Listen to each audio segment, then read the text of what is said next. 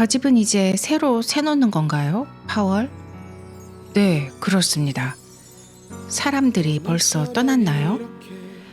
아들이 살기에는 런던에서 너무 멀고 아버지는 루머티즘이 심해서 혼자 지내기가 어렵답니다. 그래서 가구를 갖춘 상태로 다시 새를 놓으려고 한다더군요. 파월의 대답이었다. 그러면 벌써 떠났겠네요. 네, 아가씨 떠났습니다. 루시는 등을 의자에 깊이 기대고 앉았다. 마차는 목사관에 멈추어 섰다. 루시는 샬럿을 부르려고 마차에서 내렸다. 에머슨 부자가 떠났다. 그러면 크리스를 둘러싼 이 법석도 전혀 필요 없었던 셈이다. 그냥 헛수고였다. 헛되다는 말이 그녀의 인생을 요약해 주는 것 같았다. 헛된 계획, 헛되이 쓴 돈, 헛된 사랑. 게다가 어머니의 가슴에도 상처를 입혔다. 이 모든 것이 헛된 낭비에 지나지 않을 수도 있다는 말인가? 그럴 수 있었다. 다른 사람들은 분명히 그랬다. 하녀가 문을 열었을 때 그녀는 아무 말도 못한 채 멍한 표정으로 집 안쪽을 들여다보았다. 샬롯이 금방 나왔다. 그녀는 장황하게 서두를 뗀 뒤에 한 가지를 부탁했다. 교회에 다녀와도 되겠느냐라는 것이었다. 비브 목사와 노모는 이미 교회에 가 있었지만 자신은 허니처치 부인의 허락 없이는 갈 수가 없다고 했다. 마차가 좋기 10분은 더 기다려야 하기 때문에. 그렇게 하렴. 오늘이 금요일이라는 것도 잊었네. 모두 같이 가자. 파월은 마구간에 가서 기다리면 될 테니까. 허니처치 부인이 피곤한 듯 말했다. 루시야, 너는 어떡할래? 저는 안 가겠어요. 두 사람은 한숨을 쉬고 떠났다. 교회는 보이지 않았지만 어둠 속 왼쪽 위편에 알록달록한 빛깔이 희미하게 보였다. 스테인 글라스 창문을 통해 새어나오는 불빛이었다. 문이 열리자 비브 목사가 소수의 신도 앞에서 기도문을 읽어내는 소리가 들렸다. 그녀는 하녀를 따라 목사관으로 들어갔다. 목사님 서재에서 기다리시는 건 어떻습니까? 불을 피운 방은 그것뿐이랍니다. 하녀가 말했다. 그녀는 그러겠다고 했다. 그런데 다른 사람도 있는 모양이었다. 하녀의 말소리가 들렸기 때문이다. 여자 한 분이 오셨습니다. 아버지 에머슨 씨가 벽난로 앞에 앉아서 통풍용 의자에 발을 올려놓고 있었다. 아, 허니처치 양이 왔군요. 허니처치 양, 미안하외다. 조지 녀석도 속상해하고 있어요. 제 녀석도 한번 시도해 볼 권리가 있다고 생각한 거겠지. 녀석을 꾸짖을 생각은 없지만 나한테 먼저 말을 해줬으면 좋았을 걸 그랬어요. 잘못된 시도였거든요. 나는 그런 일이 있었는지 까맣게 몰랐어요. 루시는 이럴 때 어떻게 행동해야 하는 건지 당황스러웠다. 그는 한 손을 들었다. 하지만 아가씨는 녀석을 꾸짖지 말아줘요. 계속해서 그의 떨리는 목소리가 이어나갔다. 나는 녀석에게 항시 사랑을 믿으라고 가르쳤어요. 너가 사랑을 느끼면 그건 진실이란다 라고 말려. 열정은 장님이 아니야. 열정이야말로 눈이 밝지. 너가 누군가를 사랑한다면 그 여자는 너가 진실로 이해하게 될 유일한 사람이란다 라고도 말했어요. 그래요. 그건 진실이에요. 영원한 진실. 비록 내 시절은 끝났고 결국 이런 결과에 이르렀지만 불쌍한 녀석. 어찌나 괴로워하는지. 사촌 언니가 곁에 있는 바람에 정신이 더 헛갈렸다고 합니다. 아가씨가 속마음을 제대로 말하지 못했다고도요. 하지만 어쨌건 그의 목소리가 점점 힘을 얻더니 확인하고 싶다는 듯 물었다. 허니처치 양, 이탈리아를 기억합니까? 루시는 책을 한 권 집어들었다. 그녀는 책을 눈앞에 들어올리면서 말했다. 이탈리아건 무엇이건 간에 아드님과 관계되는 일은 별로 말하고 싶지 않습니다. 하지만 잊지는 않았지요. 아드님은 처음부터 처신에 문제가 있었습니다. 내가 들은 이야기는 녀석이 지난 일요일에 아가씨를 사랑했다는 것뿐이에요. 나는 사람들의 행동을 이렇다 저렇다 판단하지는 못해요. 내 생각으로는 그저 녀석이 마음이 조금 가라앉자 그녀는 책을 내려놓고 돌아섰다. 그의 얼굴은 핏기 없이 부어올라 있었지만 깊이 가라앉은 두 눈은 어린아이 같은 용기로 반짝였다. 아드님의 행동은 혐오스러웠습니다. 괴로워한다니 다행이군요. 그가 무슨 짓을 했는지 아시나요? 그건 혐오스러운 건 아니지요. 그러면 안 되는 시점에 시도한 것뿐이었어요. 허니 저 취향은 모든 걸 다 갖고 있지 않습니까? 이제 곧 사랑하는 남자와 결혼할 테니 말입니다. 제발 조지가 혐오스럽다는 잔인한 말은 하지 말아주세요. 네, 안 할게요. 혐오스럽다는 말은 너무 심했어요. 아드님께 그런 말을 사용해서 죄송합니다. 이제 저도 교회에 가봐야겠네요. 어머니하고 사촌 언니가 계시거든요. 저도 너무 늦으면 안 돼요. 게다가 녀석은 지금 정신을 놓았으니까요. 무슨 말씀이시죠? 그것도 당연한 일이지만 그는 말없이 두 손바닥을 부딪혔다. 고개가 가슴팍에 꽂혔다. 무슨 말씀이신지 모르겠네요. 제 어미가 그런 것처럼. 에머슨 씨, 지금 무슨 말씀을 하시는 거예요? 내가 조지를 세례받지 않도록 했을 때 집사람도 나하고 똑같은 세례 같은 건 아무것도 아니라고 생각했어요. 그런데 녀석이 12살 때 열병에 걸리니까 생각이 달라진 거예요. 그게 바로 하늘의 심판이라고 생각한 거지. 참담한 일이었어요. 집사람이 친정 식구들과 갈라설 때 우리는 그런 일을 완전히 포기했거든. 참담했어. 세상에서 가장 참담했어요. 죽음보다도 더 참담했어. 밀림 속에 조그만 털을 내고 거기 정원에다 가꾸고 햇빛을 들였더니 잡초들이 다시 기어 들어오는 꼴이었지 뭐요. 하늘의 심판이라니. 우리 아이가 장티푸스에 걸린 게 교회에서 목사가 떨구는 물 몇 방울을 안 받았기 때문이라니. 그게 말이 된다고 생각해요, 허니 처치양? 우리가 다시 암흑 속으로 들어가야 된다는 거요? 루시는 숨이 가빠졌다. 전 몰라요. 이런 종류의 일은 잘 몰라요. 그런 걸 이해할 만한 가르침을 받지 않았어요. 그런데 이거 목사가 내가 집을 비웠을 때 그 사람이 우리 집에 왔어요. 물론 그 사람이야 자기 신념에 따라 행동한 거지. 이거 목사건 누구건 비난할 마음은 없어요. 하지만 조지가 병이 나은 뒤에 집사람이 병에 걸렸어요. 이거 목사가 집사람에게 죄라는 걸 가르쳤고 집사람은 거기 사로잡혀 있다가 결국 일어서지 못한 거예요. 에머슨 씨가 하느님의 눈앞에서 부인을 죽였다는 것은 바로 이것이었다. 정말 너무 끔찍한 이야기예요. 루시는 자기 일도 잊고 말했다. 그래도 녀석에게 세례를 안 받게 했어요. 내 신념을 굽히지 않았어요. 우리 아이는 순수한 상태로 흙으로 돌아갈 겁니다. 루시는 조지 에머슨 씨가 아프냐고 물었다. 아, 지난 일요일에 아니 아프지는 않아요. 그냥 정신을 놓았을 뿐이에요. 녀석은 병에 걸리지도 않아요. 하지만 녀석도 제 어미의 아들이지요. 눈도 그렇고 어여쁜 이마도 그렇고 제 어미를 닮았어요. 녀석은 살아갈 의미가 없다고 생각하겠지만 언제나 그런 식으로 고비를 넘었어요. 녀석은 살아갈 겁니다.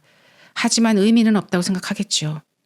피렌체의 그 교회를 기억하고 있어? 아가씨가 피렌체를 떠난 뒤 녀석은 엉망이었어요. 그런 뒤 여기 집을 구해서 아가씨 동생이랑 목욕을 갔지. 그리고는 나아졌습니다. 아가씨가 그 모습을 보았다고 하던데요.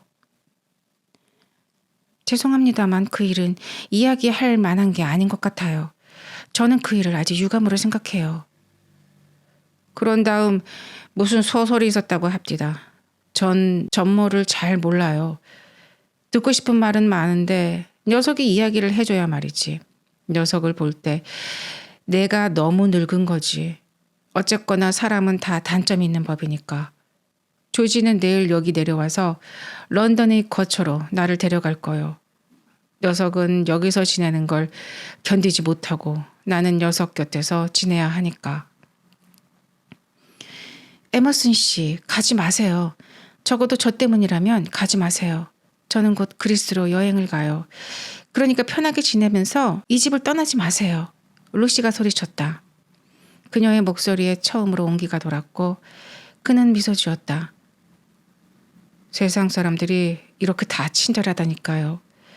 비부 목사도 오늘 밤 나를 여기서 묵게 해주었어요. 오늘 아침 우리 집에 들렀다가 내가 떠난다는 소식을 듣고선 말이죠. 그 덕에 여기 이렇게 불을 쬐며 편안히 앉아 있습니다. 네, 하지만 런던으로는 가지 마세요. 그건 바보 같은 일이에요. 아가씨, 나는 조지 곁에 있어야 해요. 그리고 녀석의 기운을 차리게 해야 되는데 여기서는 그게 불가능해요.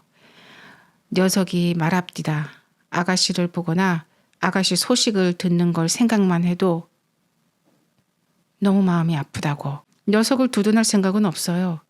그냥 그런 일이 있었다는 것뿐이에요. 루시는 조용히 그의 손을 잡았다. 에머슨 씨, 가지 마세요. 지금까지 저는 사람들한테 엄청난 폐를 끼치며 살았어요. 저 때문에 에머슨 씨가 잘 지내던 집에서 나간다는 건 견딜 수가 없어요. 이사하려면 돈도 많이 들잖아요. 그게 다 저 때문이라니 안 돼요. 저는 그리스로 떠난다니까요. 왜 그 먼 그리스까지 갑니까? 그러니까 여기 계속 지내세요. 더 이상 이 일을 이야기하고 싶지 않으실 거죠? 저는 두 분을 믿어요. 물론 믿을 수야 있지. 하지만 우리는 아가씨와 관계를 맺거나 아니면 아가씨가 선택한 삶을 존중하고 떠나는 길밖에 없어요. 하지만 제가 원하는 건 조지 때문에 바이스 씨가 무척 화가 났나 보구려. 조지가 잘못했지. 잘못했고 말고. 우리는 우리 믿음에 너무 매달렸어. 이런 슬픔을 당하는 것도 너무 당연해요. 그리고 나서 그는 그녀의 얼굴이 몹시 피곤해 보여서 루시에게 자신의 의자에 앉을 것을 권했다. 아니에요. 앉아 계세요. 저는 마차에 가서 앉아 있으면 돼요. 허니 저 취향. 목소리에 피곤함이 배어 있구려. 그럴 리가요. 루시가 떨리는 입술로 말했다. 정말이에요. 아가씨 얼굴도 지금 조지 얼굴하고 비슷해요. 그리고 외국에 나간다고 한 그 말은 무슨 말입니까? 그녀는 입을 다물었다. 그리스라. 하지만 올해 안에 결혼하는 줄 알았는데요. 네, 1월이었어요. 루시가 손을 깍지 끼면서 말했다. 핵심에 다가가고 있었다. 바이스 씨도 같이 가겠네요.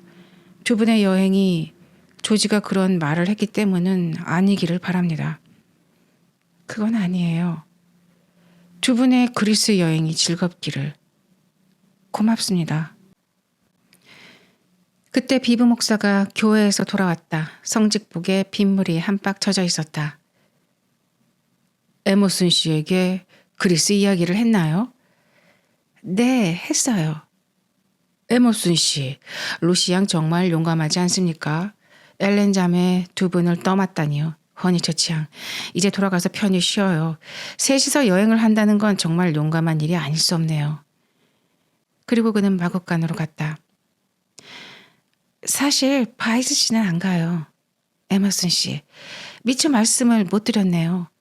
그는 영국에 남아있을 거예요. 그 사람과 헤어지는 겁니까? 사랑하는 남자와? 그게 그렇게 됐어요. 왜 그랬습니까? 허니 저 취향. 도대체 왜? 두려움이 엄습했고 그녀는 또다시 거짓말을 했다. 비부 목사에게도 이야기했고 세상에 자신의 약혼이 끝났음을 알릴 때 내놓으려고 했던 설득력 있는 이야기를. 에머슨 씨는 가만히 그녀의 말을 듣고 그리고 말했다. 아가씨가 걱정되는군요. 내가 볼 때는.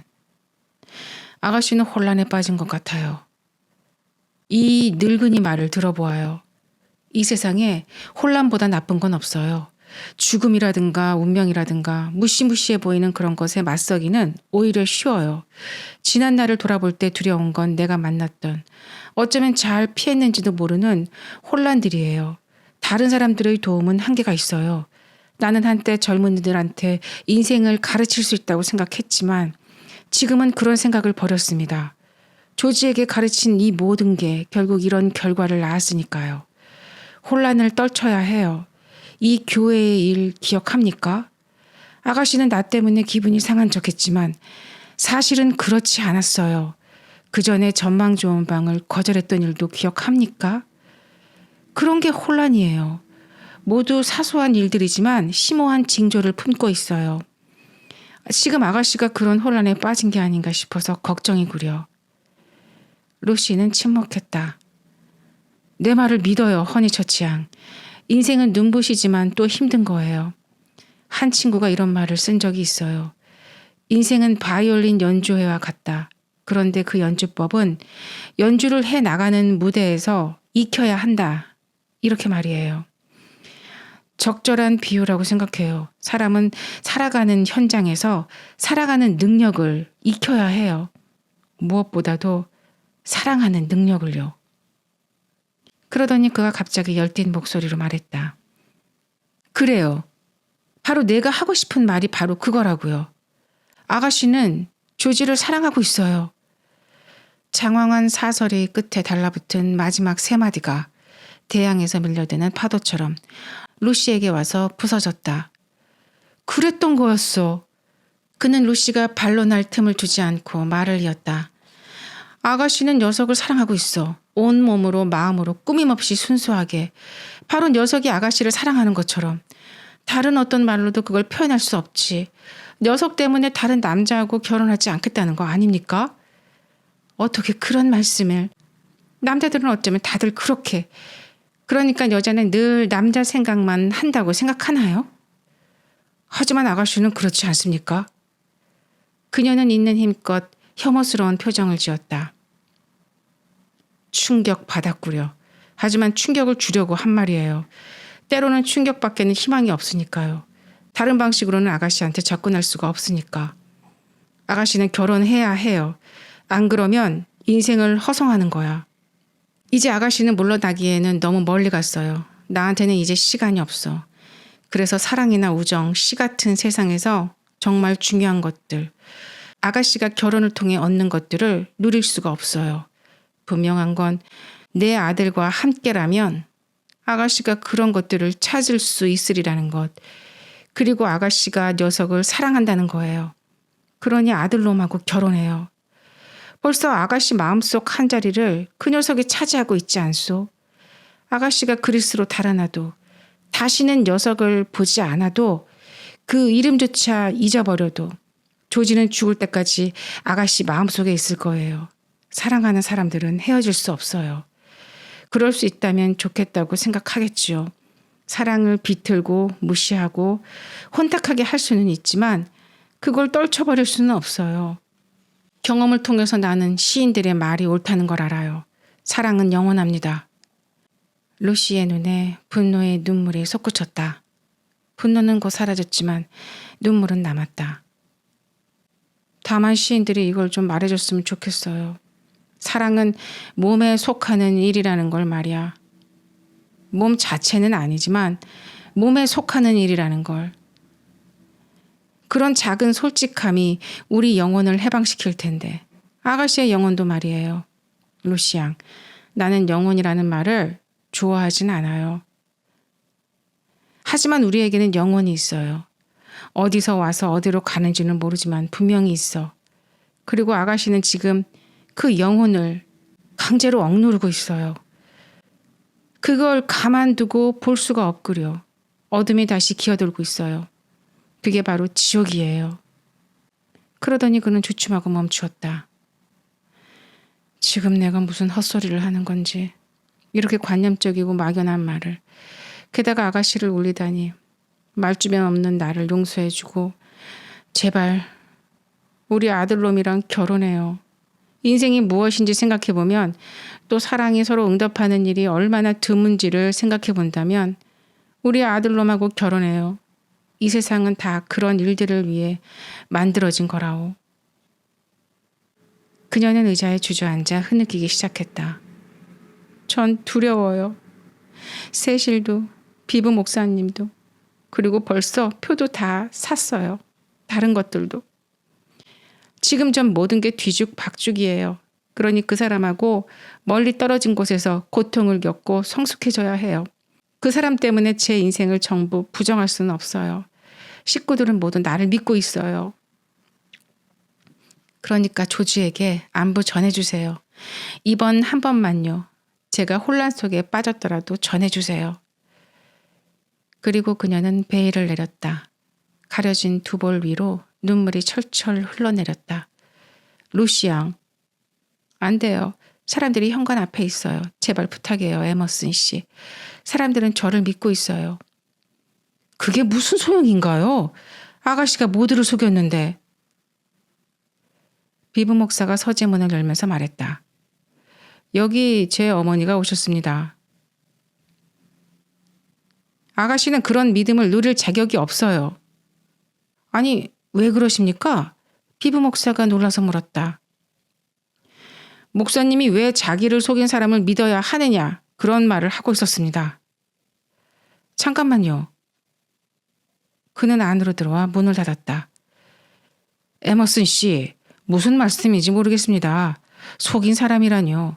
제가 누구를 믿는다는 말입니까? 루시 양이 목사님에게 조지를 사랑하지 않는 척했다는 말입니다. 두 사람은 처음부터 서로 사랑하고 있었어요. 비부 목사는 흐느끼는 루시를 바라보았다. 그는 할 말을 잃었다.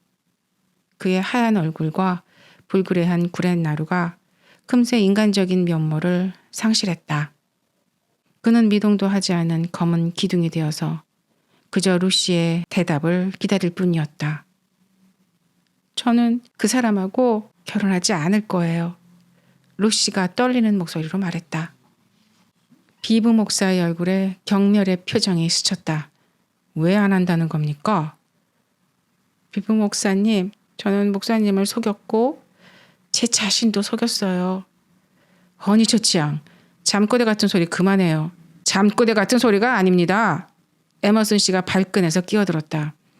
목사님은 이해하지 못하시겠지만 그건 모든 사람의 일부분입니다. 비부 목사는 웃으면서 에머슨 씨의 어깨에 손을 올렸다. 루시야, 루시! 마차에서 루시를 부르는 소리가 들렸다. 그녀는 낭패감에 사로잡혀 에머슨 씨를 돌아보았다. 그런데 그의 얼굴을 보니 알 수 없는 힘이 생겼다. 그 얼굴은 이해심 가득한 성인의 표정이었다. 이제 어두워졌군요. 아름다움이나 열정 같은 게 전혀 없었던 세상 같지 않소? 하지만 분명해요. 피렌체 주변의 산들과 전망을 생각해봐요. 내가 조지였다면 키스로 아가씨에게 용기를 불어넣어 주련만 열기가 필요한 전투에 나설 때는 냉정해져야 돼요. 자신이 만든 혼란 속에 몸을 던져야 해요. 어머니나 친구들은 아가씨를 경멸할 겁니다. 모두 그게 옳다고 생각하겠죠. 경멸하는 게 어떻게 옳은 일인지 모르겠지만 말이에요. 조지는 아직도 어둠 속에서 싸우며 괴로워하고 있어요. 말 한마디 없어요. 내가 이런 하소연을 하는 것도 당연한 일 아니요? 그의 눈에도 눈물이 떠올랐다. 우리가 싸우는 건 사랑이나 쾌락만을 위해서가 아니에요. 진실이 있어야 돼요. 중요한 건 진실. 진실이야말로 중요해요. 그는 그녀에게 화해의 신들 같은 느낌을 주었다. 그녀가 사랑하는 남자를 선택하면 이 세상의 아주 중요한 것도 함께 얻을 것 같다는 느낌이었다. 그는 육체에서 더러움을 빼냈고 세상의 조롱에서 고통을 빼냈다. 그는 솔직한 욕망의 성스러움을 보여주었다. 그 후 오랜 세월이 지난 뒤 말했듯이 그녀는 그가 어떻게 자신에게 힘과 용기를 주었는지 정확하게 이해하지는 못했다. 마치 그가 세상의 전부를 한꺼번에 다 보여준 것 같았다.